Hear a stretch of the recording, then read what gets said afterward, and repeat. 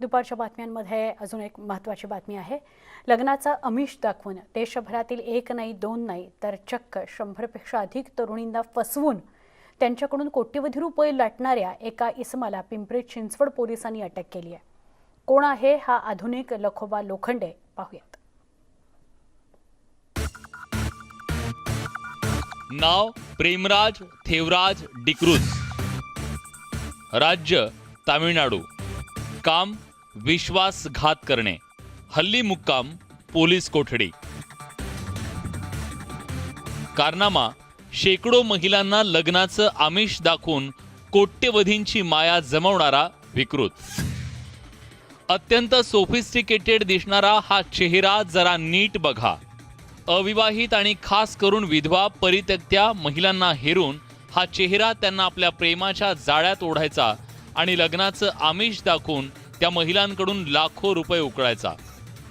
आतापर्यंत प्रेमराजनं शेकडो महिलांची फसवणूक करत कोट्यवधी रुपयांची माया कमवली आहे। मॅट्रिमोनी साईट थ्रू आणि त्याच्यानंतर ओळख झाली।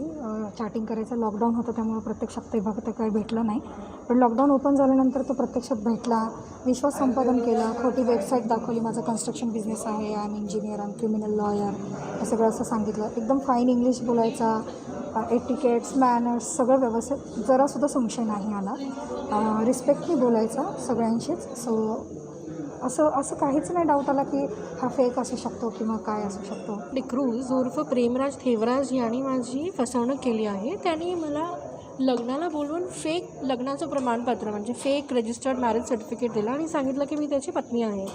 आणि या दरम्यान त्यांनी सांगितलं की त्याला काही बिझनेस रिक्वायरमेंट्स आहे, बिझनेसमध्ये लॉसेस आहे आणि पैशाची गरज आहे, म्हणून मी त्याला पर्सनल लोन काढून 11,04,500 असे ट्रान्सफर केले होते।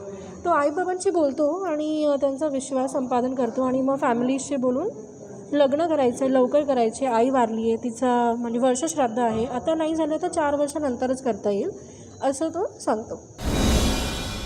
कॉन्ट्रॅक्टर आहे, बिझनेसमन आहे, बिल्डर आहे असं वेगवेगळं सांगून हा भामटा महिलांचा विश्वास संपादन करायचा, लग्नाचं आमिष दाखवत त्यांच्याशी साखरपुडाही करायचा।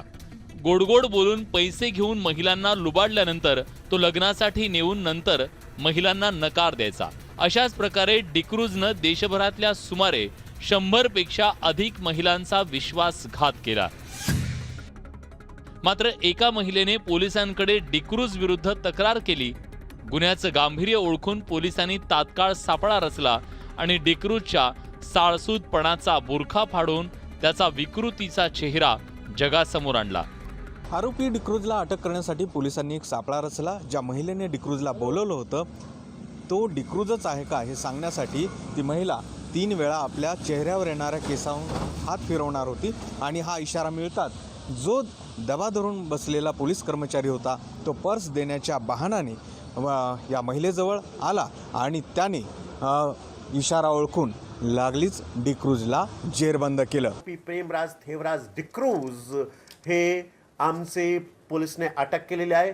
हे आमचे फोनवरून रेकॉर्डवरून असा सकृत दर्शनी असा दिसत आहे की त्याने 50 वर महिलांसोबत असा केलेले आहे। पुणे, ठाणे, मुंबईतील मालाड, तामिळनाडू, गुजरात अशा अनेक ठिकाणी डिक्रूजने अनेक जणींना फसवल्याच्या तक्रारी दाखल होत आहेत।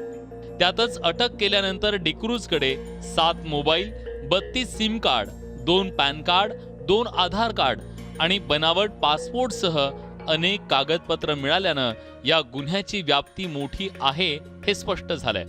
त्यामुळे या सगळ्या प्रकरणाची पाळंमुळं खणून काढण्याचं आव्हान पोलिसांसमोर आहे। गोविंद वाकडे, न्यूज 18 लोकमत, पिंपरी चिंचवड। एक छोटासा ब्रेक, पुन्हा पहा फक्त न्यूज 18 लोकमत।